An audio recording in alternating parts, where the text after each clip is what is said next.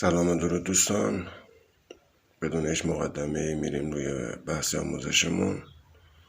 آموزش نرم افزار انشات. روی نرم افزار کلیک میکنیم. صفحه اول نرم افزار باز میشه. روی قسمت ویدیو کلیک میکنیم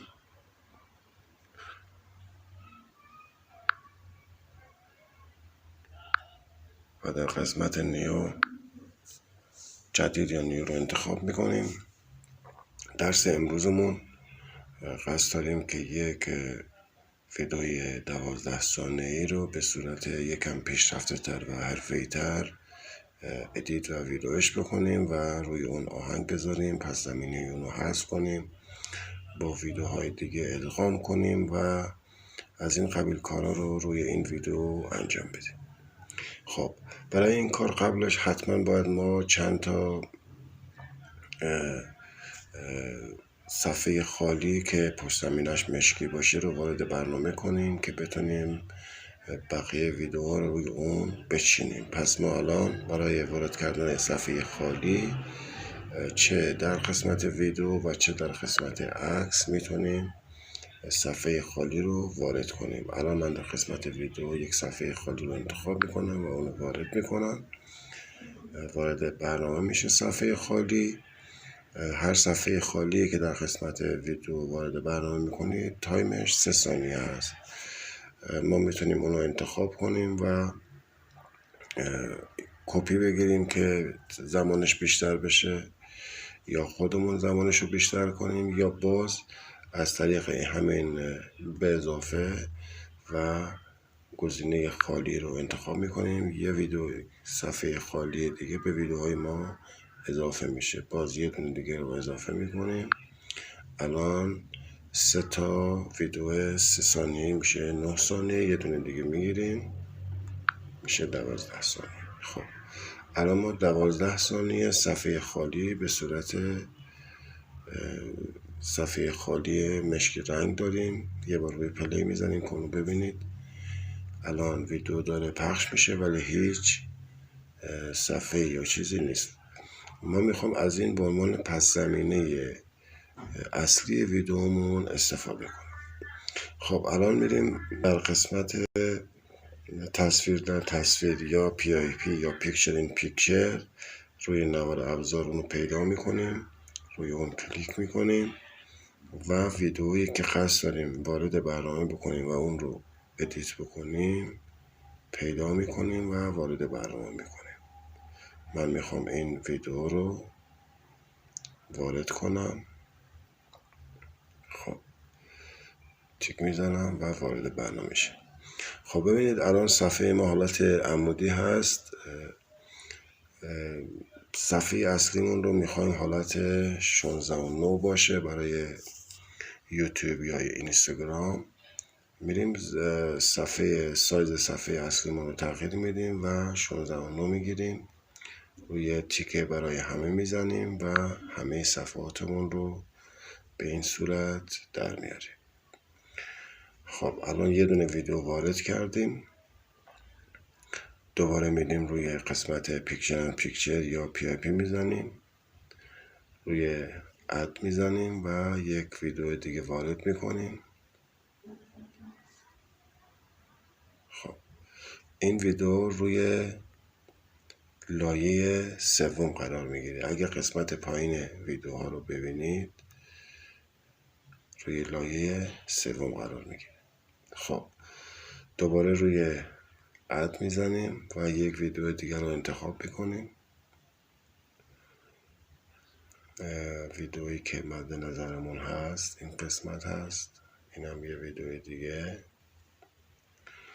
باز این میشه لایه، این لایه 4 که میگم الان لایه 4 همراه با اون لایه اصلیمون، یعنی اون پس زمینه مشکی که گفتیم با اون میشن 4 تا تایملاین. الان ما پایین صفحه دارم حرکت میدم، اون رو پایین صفحه داریم. الان ما 4 تا تایملاین داریم، 4 تا نوار ویدیو داریم و برای تغییر و ادیت کردن روی هر کدوم از اونا باید اونو حتما انتخاب بکنیم به این صورت و بعد ادیت رو روی اونها انجام بدیم.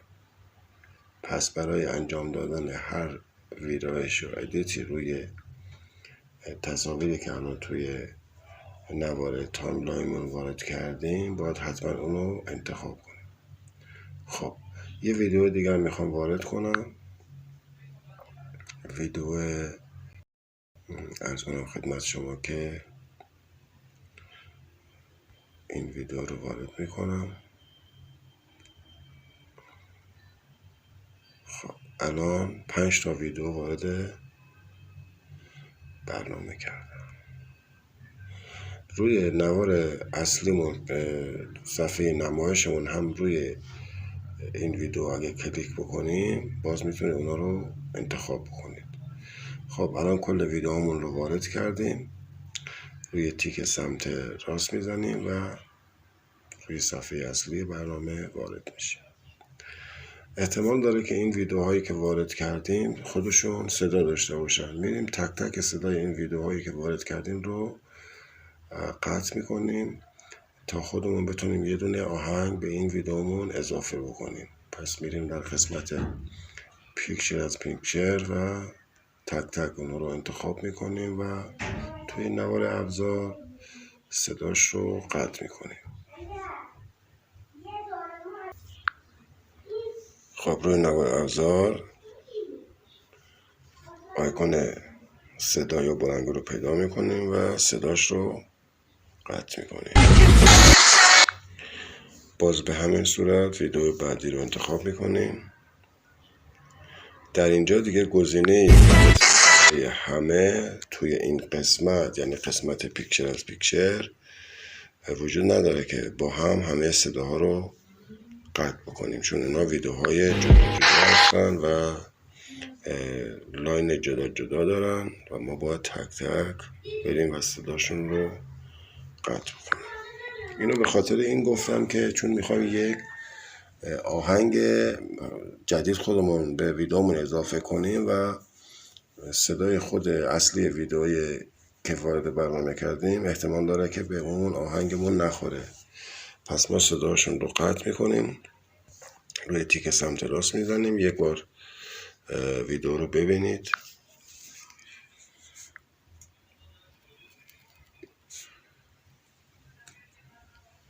خب الان این ویدیوها دارن اجرا میشن و بعضیاشون زمانشون فرق میکنه، پس زمین های خودشون رو دارن. هم میخوایم که از لحاظ مکانی جاشون رو عوض کنیم روی قسمت ویدیومون، پیشنمایش ویدیومون که میبینید، و هم میخوایم که پس زمینه و بک‌گراند اونا رو حذف کنیم. اول میام این دوتا ویدیویی که زمانشون از اون ویدیو قبلی بیشتر هست رو در اطراف ویدیومون قرار میدیم. این رو انتخاب میکنیم و به سمت راست میکشیم. این هم خودش جاش مناسب هست. خب این ویدیو رو پیدا میکنیم و میاریم وسط ویدیومون قرار میدیم. باز این هم انتخاب میکنیم و در قسمت سمت راست قرار میدیم. ویدیو بالایی رو یکم پایین‌تر. توجه داشته باشید این نکاتی که بعضی نکات برای تغییر اندازه ویدیوهامون هر ویدیو رو جدا جدا انتخاب میکنیم. و اون کادری که دور اون ویدیو میاد ما میتونیم با اون فلش پایینی اندازه اون رو تغییر بدیم. الان ما این رو اندازه‌اش رو میخوایم تغییر بدیم به همین صورت. خب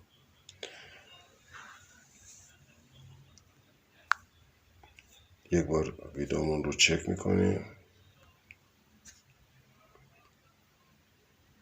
خب ببینید الان ما 4 تا ویدیو روی صفحه اصلیمون داریم و این ویدیوها بک‌گراند دارن، میخوایم بک‌گراند همه این ویدیوها رو حذف کنیم و به جاشون بک‌گراند مشکی که روی صفحه میبینید و اول کار اومدیم 4 تا صفحه خالی رو وارد برنامه کردیم، میخوایم اون صفحه بک‌گراند اصلیمون بشه. باز روی قسمت PIP میزنیم و ویدیوهامون رو تک تک انتخاب میکنیم. گزینه حذف کردن بک‌گراند در نرم افزار اینشات توی نوار ابزار اون آدمکی است که نقطه چین به صورت دورش پس زمینش رو حالت نقطه چین درست کردن و اسمش هم گذاشته برش. هرچند معنی برش خب کات کردن هست، فارسیش رو نوشته برش. حالا اسمش زیاد مهم نیست، فقط شما اون شکلش رو یادتون بمونه. اگر روی اون بزنیم پس زمینه اون ویدئویی که انتخاب کردیم حذف میشه. 1% سمت راست اگر الان مشخص هست سمت راست میاد، باز شما وایسید درصد این گزینه تموم بشه، چون هوش مصنوعی این بک‌گراند رو حذف میکنه. الان نوشت برش کامل شد یا حذف بک‌گراند کامل شد. خب الان ویدئوی بعدی رو انتخاب میکنیم و روی گزینه حذف کردن بک‌گراند میزنیم. باز اون درصد سمت راست اگه توجه بکنید اومده و به ترتیب داره میره تا شماره 100 که برسه بک‌گراند اونم حذف میشه. وقتی که حذف شد روی صفحه مینویسه که بک‌گراندش حذف شد. خب کامل شد. حالا ویدیو بعدی رو باز انتخاب میکنیم و روی گزینه بک‌گراند میزنیم، حذف بک‌گراند، و بک‌گراندش رو حذف میکنیم. گزینه آخر ویدیو آخر ما هم انتخاب میکنیم. بعضیا قبلا شاید آشنایی نداشتن، نمیدونستن که این شات گزینه حذف بک‌گراند داره، ولی این شات همین گزینه رو داره. اتفاقا خیلی هم خوب کار میکنه و میشه از اون خیلی راحت استفاده کرد. روی این گزینه میزنیم و بک‌گراند این هم حذف میشه. خب الان ویدیوهامون رو بک‌گراندشون رو حذف کردیم. روی تیک سمت راست میزنیم و یک بار کارمون رو چک میکنیم. روی پلی میزنیم. ببینید الان ما 4 تا ویدیو داریم، بک‌گراندشون رو حذف کردیم و بک‌گراند اصلی برنامه‌مون اون صفحه مشکی شده که اول برنامه بهتون گفتم که چجوری اونو وارد برنامه بکنید. خب حالا برای بهتر شدن کارمون باز در قسمت PIP میریم تک تک ویدیوها رو انتخاب میکنیم و در قسمت انیمیشن تک تک ویدیوها رو با گزینه‌های انیمیشن شکیلتر و زیباتر میکنیم. الان در قسمت انیمیشن 4 تا گزینه هست که فارسیشون رو اینجوری نوشته که داخل، خارج، ترکیبی و پیچ خوردن. ما روی پیچ خوردن میزنیم و در این نوار پایین اگه توجه کنید گزینه‌های زیادی داره. اگه بخوایم تک تک روی اونها بزنیم هر گزینه یک کار خاص میکنه و شکل‌ها رو به حالت‌های مختلف به شما نشون میده. این انیمیشن ها میتونه کاربرد زیادی برای شما داشته باشه و من الان گزینه سوم رو انتخاب میکنم. شما میتونید گزینه های بیشتری رو انتخاب کنید. اون 2 تا اهرم بالای همین کادر اگه اونا رو جابجا بکنید سرعت حرکت این انیمیشن تغییر میکنه. خب اون رو هم تغییر دادم و روی تیک میزنم. الان میرم ویدیوی بعدی رو انتخاب میکنم و روی گزینه انیمیشن میزنم، روی قسمت پیش خوردن و گزینه‌ای که برای این موتور به درد بخوره اونو چک میکنم، میرم کدوم گزینه بهتر هست برای این. خب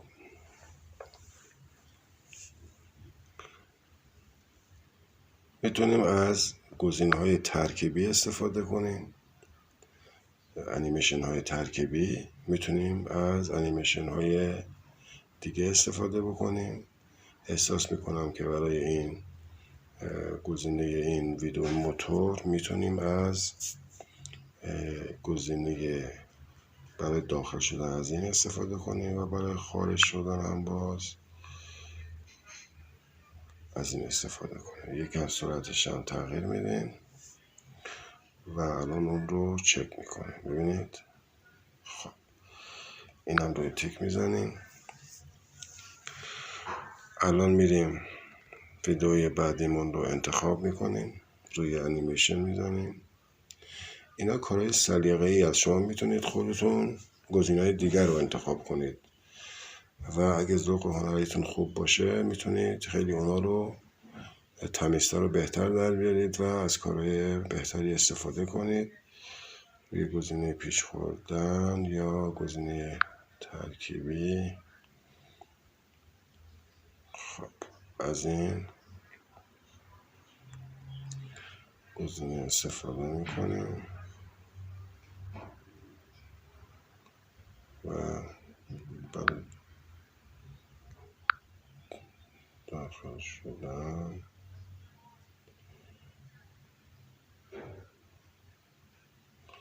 به این صورت. خب گفتم که اینها کارهای سلیقه‌ای است، شما میتونید هر جوری که خودتون دوست دارید استفاده کنید.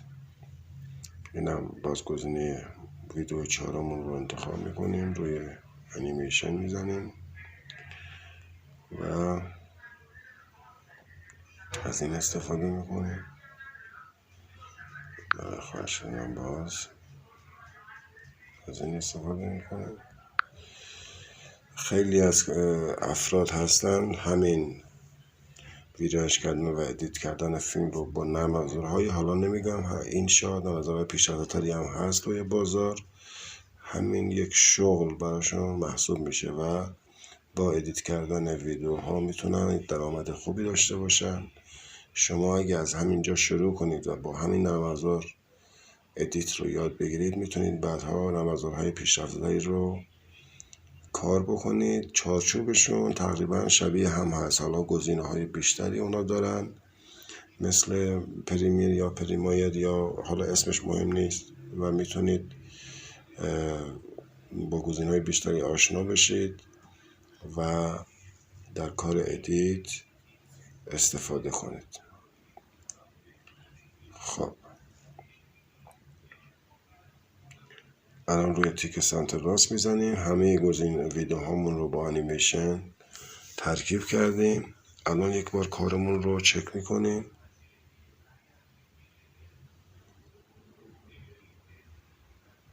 خب الان ما میخوایم که یک آهنگ یا میوزیک هم به ویدیومون اضافه کنیم. در قسمت موسیقی میریم یک آهنگ پیدا میکنیم که از قبل مد نظر داشتیم و اون رو وارد برنامه میکنیم و اونو میریم روی ویدیومون قرار میدیم. خب الان با آهنگ کارمون رو یک بار چک میکنیم.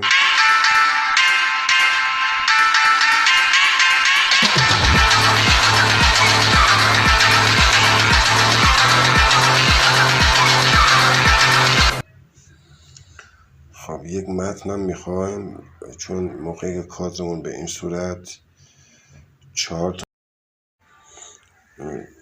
تا ویدیو روی صفحه هست و بعد از گذشت 8 ثانیه 2 تاشون زمانشون تموم میشه، فضای خالی بین 2 تا ویدیو میخوام اونجا یک متنی رو اضافه بکنم. حالا هر متنی توی ذهن خودتون دارید. من میخوام بنویسم کانال ورزشی و اینم برای قشنگی کار. در آخر کار اینو وارد برنامه میکنیم، یکم ویراژ میکنیم، اونو با انیمیشن مختلفی دارید میتونید از اونها استفاده بکنید. من قسمت پیش بردن و انیمیشن اندازه‌ای که کوچک و بزرگ میشه رو انتخاب میکنم و اونو انتخاب میکنم. الان یک بار کار رو از اول میبینیم.